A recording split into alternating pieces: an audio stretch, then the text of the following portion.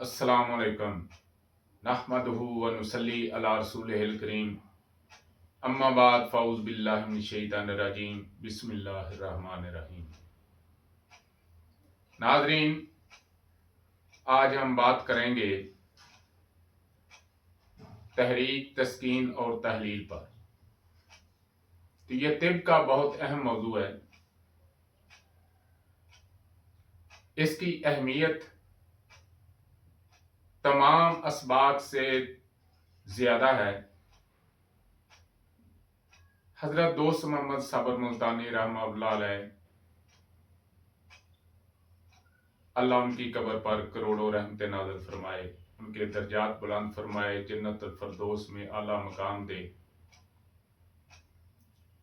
ये फलसफा उन्होंने हमें दिया है और ये तिब का बेहतरीन फार्मूला, यूं समझे कि ये तिब का मगज है।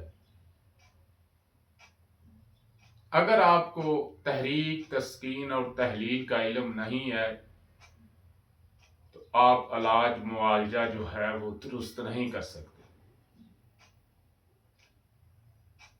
हजरत दोस्त मोहम्मद साबर मुल्तानी रहमतुल्लाह अलैह से पहले तिब का एक अपना मकाम था, एक नाम था।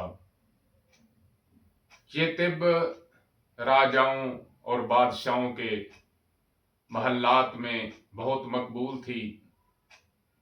यही तरीका राज था इलाज मुआवजे का बरसगीर पाक व हिंद में, अरब में, तुर्की में, हर जगह इसका बोलबाला था, जिसको तिब यूनानी कह लें और बाद में वही तिब इस्लामी के नाम पे, और फिर ये कानून मुफरदा हजरत दोस्त मोहम्मद साबर मुल्तानी रहमतुल्लाह अलैह ने मुतारफ कराया। और आपने बारहा ये बात कही कि मैं तिब यूनानी का नुमाइंदा हूं और जो असल तिब है वो आपके सामने बयान कर रहा हूं। तो हाजरीन और नाजरीन, मुझे आप ये बताइए कि हजरत दोस्त मोहम्मद साबर मुल्तानी रहमतुल्लाह अलैह से पहले क्या बीमारियों का इलाज नहीं होता था? यकीनन होता था।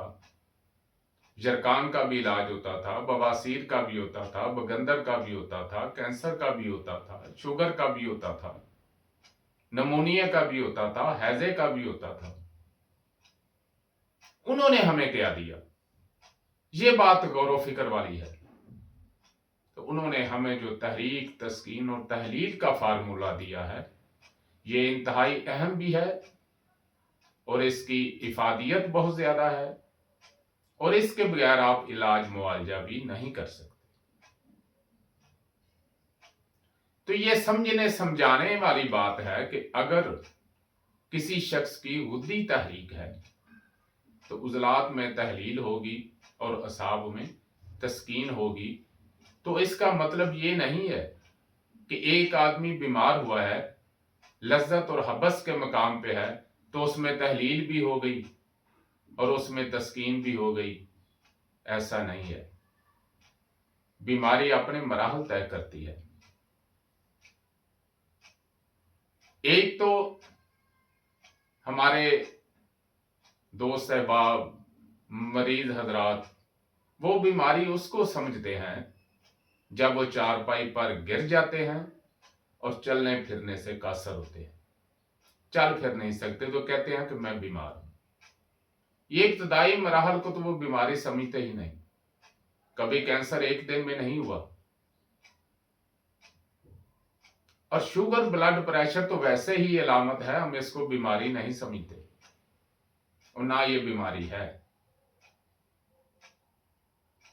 हमेशा सिंगल आर्गन थ्योरी पे गौर करें, मुफरद अज़ा पे गौर करें। या दिल बीमार होगा, या जिगर बीमार होगा, या दिमाग बीमार होगा, या कल्बो उजलात में बीमारी होगी, या जिगरो गुद्दत में बीमारी होगी, या फिर दिमागो असाब में बीमारी होगी, या तहरीक के सबब होगी, या तस्कीन के सबब होगी, या तहलील के सबब होगी। तो नाज़रीन, تحریک کے یہ 6 مدارج ہیں: لذت، حبس، قبض، سوزش، ورم اور ذوق۔ تو یوں نہیں ہوتا کہ ایک آدمی بیمار ہو گیا اور ساتھ ہی تحریک بھی شروع ہو گئی اور تسکین بھی شروع ہو گئی۔ تو یاد رکھیں، لذت اور حبس جو ہے یہ تحریک کی بیماریاں ہیں، بیماری کی ابتدا ہے جب ابتدا ہوگی تو پہلے سکیڑ پیدا ہوگا اور پھر درد ہوگی۔ جو بھی تحریک ہوگی، جو بھی اس وقت مزاج بگڑا ہوگا، پہلے اس میں سکیڑ پیدا ہوگا اور پھر درد پیدا ہوگی، اور یہ تحریک کی اہم علامات ہیں۔ اس کے بعد قبض اور سوزش پہ جب بات جائے گی تو پھر خارش شروع ہو جائے گی، اور خارش کے بعد مراحل طے کرتی کرتی اس میں آپ کو بخار بھی ہو جائے گا، اور مختلف علامات جو ہیں۔ لیکن یہ بات ذہن میں رکھیے کہ تحریک کی جو مین علامت ہے ابتدائی مراحل میں سکیڑ اور درد ہوتی ہے۔ اس کے بعد پھر تسکین کی علامات شروع ہوں گی جب مقام سوزش تک بیماری جائے گی، تو پھر ساتھ تسکین کا نقصان ہونا شروع ہو جائے گا۔ تو تسکین میں سب سے پہلے جو علامت ہوتی ہے، جہاں بھی تسکین ہوگی وہ پھول جائے گا، اور اس کے بعد رسنا شروع ہو جائے گا، کیونکہ تسکین میں فاسد مواد جو ہے وہ اکٹھا ہوتا ہے، تو پہلے اس میں تعفن پیدا ہوتا ہے اور پھر زہر پیدا ہوتا ہے۔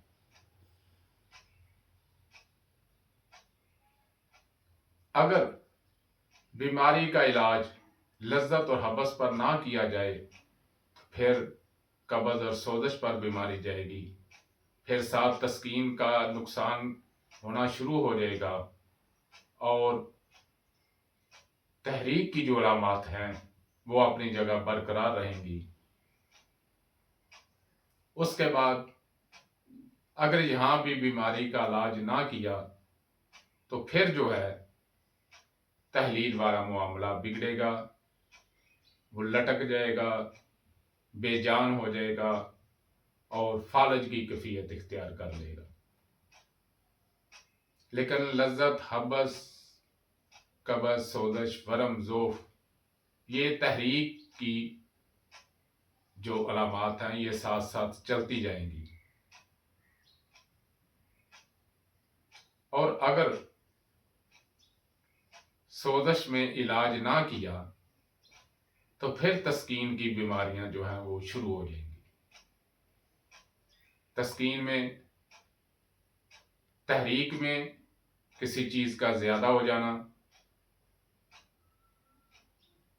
اور تسکین میں غیر فطری مواد کا جمع ہونا، اور تحلیل میں بالکل خوراک کا نہ پہنچنا، خون وہاں سے گزر چکا ہوتا ہے، اور تحریک والے مقام پر خوراک جو ہے وہ زیادہ مل رہی ہوتی ہے، اور اس کے بعد تسکین والا مقام جو ہے وہاں خوراک جا نہیں رہی، تو آپ نے جب بھی علاج کرنا ہے تسکین والے مقام کو ہی دوائی دینی ہے۔ تسکین والے مقام پہ جب آپ تحریک پیدا کریں گے تو تمام علامات جو ہیں وہ درست ہو جائیں گی۔ لیکن یہ بات یاد رکھیے، کبھی تحریک، تسکین اور تحلیل یکمشت نہیں ہوتی۔ پہلے تحریک والے مقام کا نقصان ہونا شروع ہوتا ہے، اور پھر تسکین والے مقام کا، اور یہاں بھی اگر علاج نہ کریں گے تو پھر جا کر تحلیل والا مقام جو ہے وہ بگڑے گا۔ تو تحریک کی جو مین علامات ہیں، جہاں بھی تحریک ہوگی وہاں سکیڑ ہوگا اور درد ہوگی، لیکن اس کی اگلی علامات بھی اس کے ساتھ ساتھ چل رہی ہوگی، ورم اور ذوف بھی ہوگا، وہ بھی تحریک والے مقام پر ہوگا، اور ساتھ ساتھ دوسرے نقصانات ہونے شروع ہو جائیں گے۔ تحلیل والا جو ذوف ہوگا، اس میں لٹکاؤ ہوگا، بے جان ہو جائے گا، عضو لٹک جائے گا، بے جان ہو جائے گا، احساس ختم ہو جائے گا۔ اور جب تحریک کے مراحل طے کرتے کرتے ذوف ہوگا، تحریک والے مقام پہ ہی ورم ہوگا، تو وہاں پر جو ہے ایک تو ہاتھ لگانے سے وہ گرم ہوگا اور دوسرا سخت ہوگا، اور اس کے بعد ذوف آ جائے گا۔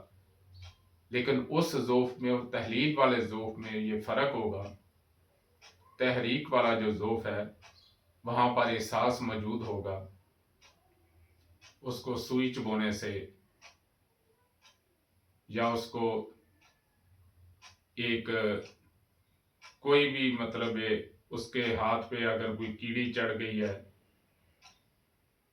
یا اس کو آپ چھو رہے ہیں تو اس کو احساس ہوگا مجھے کوئی چھو رہا ہے، تو یہ تحریک کے سبب کمزوری ہوگی۔ اور جو تحلیل کے سبب ہوگی وہ بے حس ہوگا، اس کو احساس نہیں ہوگا کہ مجھے سوئی چبھ رہی ہے یا کیا ہو رہا ہے۔ تو تحریک والا مقام جو ہے اس میں سکیڑ ہوگا اور درد ہوگی، اور تسکین والا مقام پہلے پھولے گا پھر رسنا شروع ہو جائے گا۔ پہلے اس میں تفن پیدا ہوگا، پھر اس میں زہر پیدا ہو جائے گا، ایسڈ پیدا ہو جائے گا، اور اس کے بعد اگر یہاں علاج نہ ہوا، یہاں بیماری کو نہ روکا گیا، تو پھر تحلیل والا مقام جو ہے وہ متاثر ہوگا، وہ بے جان ہو جائے گا اور لٹک جائے گا۔ آپ نے ہمیشہ تحریک کو سمجھتے ہوئے اس کا علاج کرنا ہے، اور مقام تسکین پہ دوائی دینی ہے، چاہے ابھی تحریک کا مرض ہو، چاہے تسکین پہ پہنچ گیا ہو، اور چاہے تحلیل میں پہنچ گیا ہو۔ وما علینا الا البلاغ۔